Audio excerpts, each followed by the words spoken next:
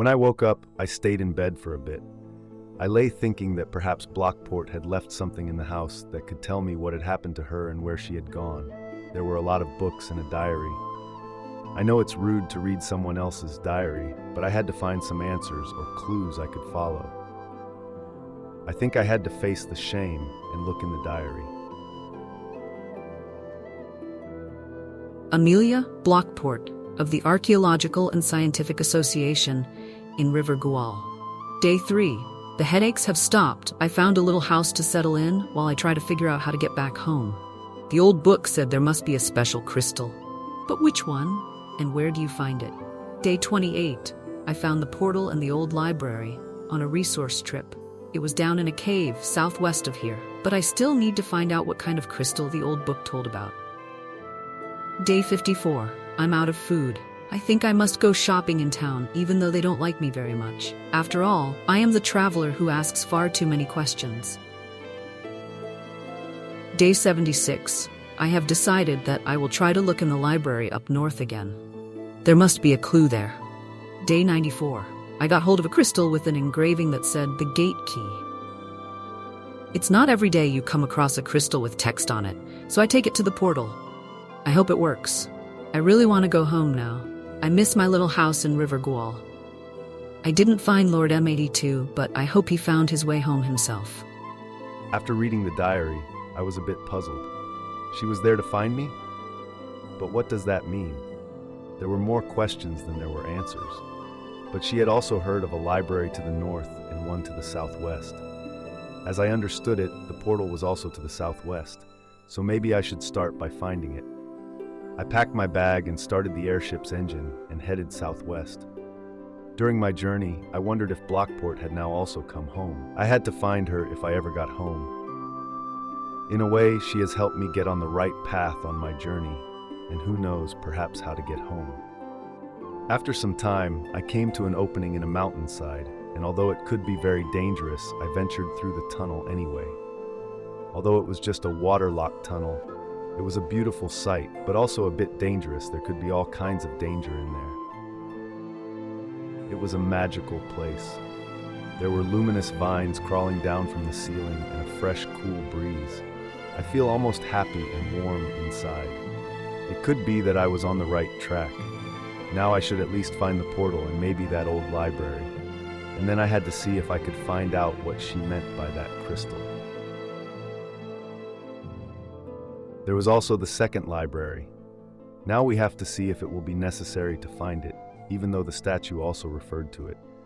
The light got brighter, so I must have reached an opening. At the end of the tunnel, there was a small village, with an elevator leading up the mountainside. Someone had built it. Maybe Blockport had been there. Maybe they knew something here. When I came flying, the villagers stopped and waved up to me.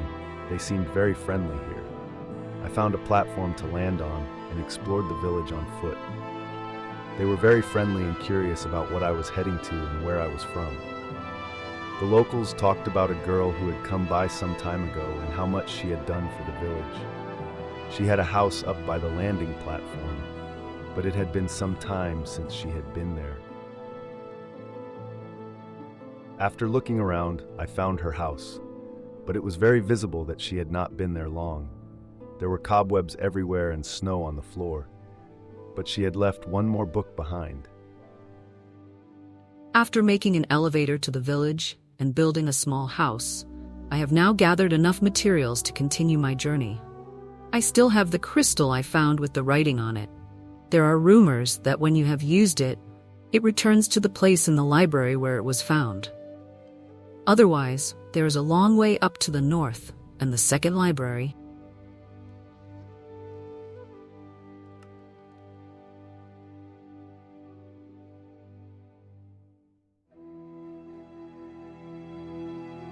Maybe that crystal was back where she described it to be, up north. If it was there, I would know if she had come home or moved on to another place. But now I had to find the portal and see if there were any clues there. I followed the river, and it turned out to be a good idea, because at the end of the river, there were some who had built an obelisk and written on it.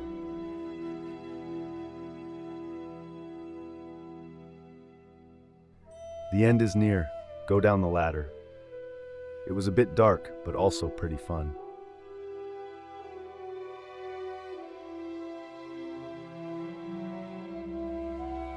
I went down to the ladder. It had not been used for a long time. Some of the steps had come loose and I had to be careful. It was far down.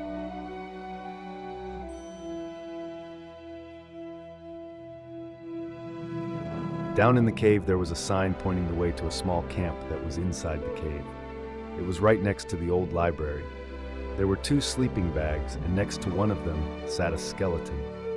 It looked like a villager. There were a lot of books, and on the desk there was a lot of paper. On one piece of paper it was written, I'm leaving today, but George has become unsure if he wants to come. I've given him 2 hours to figure it out. George didn't want to go. While I was walking around the library, he was taken by a zombie, and I had to give him peace. Rest in peace, my friend. I will never forget you. It was the last thing she wrote before she left. I stood for a few minutes in silence. You could hear the wind whistling in the cave, and once in a while a drop or 2 fell into a puddle. But no unwanted sounds. I went down to the library and started reading. There was a lot, and I found a few references to a portal key, but nothing I didn't already know. Blockport has been a very big help. If only I could thank her myself. I set off again. I had to find the place in the north she had written about.